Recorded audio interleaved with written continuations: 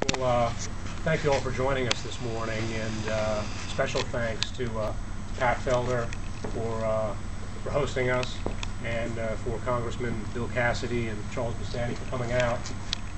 The reason we're holding this event is we wanted to debut our study on the impact of cap and trade on the state of Louisiana.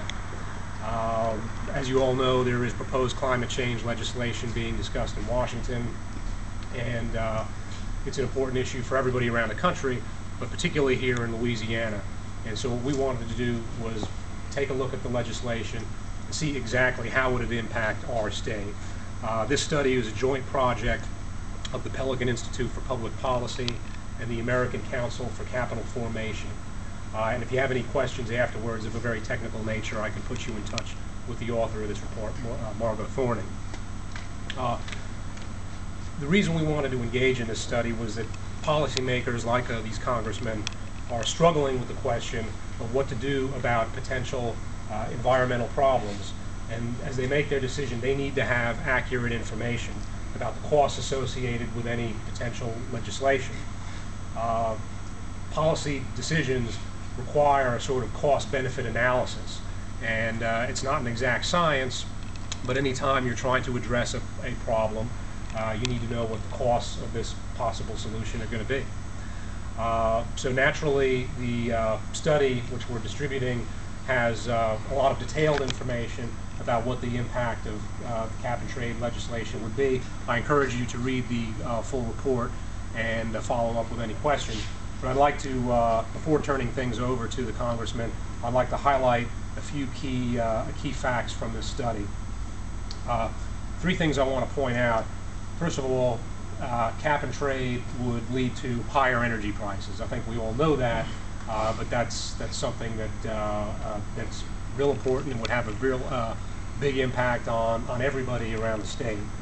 Also, businesses would face a very high cost in complying with the required cuts in emissions, and that would have a big impact on our economy. Also, putting these greater restrictions on our businesses would lead to overseas manufacturers getting more of our business, and we would lose jobs. So to give you some specific numbers that this report contains, regarding employment in Louisiana, by the year 2030, Louisiana would lose between 26,000 and 35,000 jobs. That's a pretty breathtaking number when you think about it. 26 to 35,000 jobs in the state of Louisiana.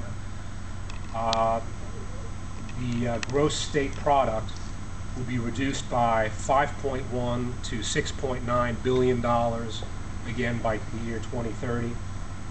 The industrial output would be decreased by 5.4%.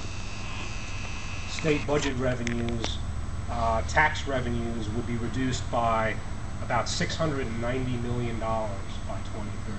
Now you think about the challenges our governor and our legislature are facing right now with the budget shortfalls, and imagine what they would be dealing with if we were facing those kinds of decreased tax revenues. So money for hospitals and law enforcement, things like that would really suffer, and they would be put in really an impossible situation. And then household income would decline by about between $485 and $874 by 2030, and this would have a disproportionate impact on lower income and elderly people who spend a very large portion of their income on energy costs. So to summarize, cap and trade legislation would have a devastating impact on the state of Louisiana. I certainly understand that legislators are facing a dilemma in that there's a lot of concern over the state of our environment and what problems we may face down the road, and that's a legitimate issue. But we can't do something that might provide very uncertain benefits without understanding the very certain costs that would come along with that. So any further questions on the study, please follow up. And I'd now like to introduce Congressman Charles Boustany.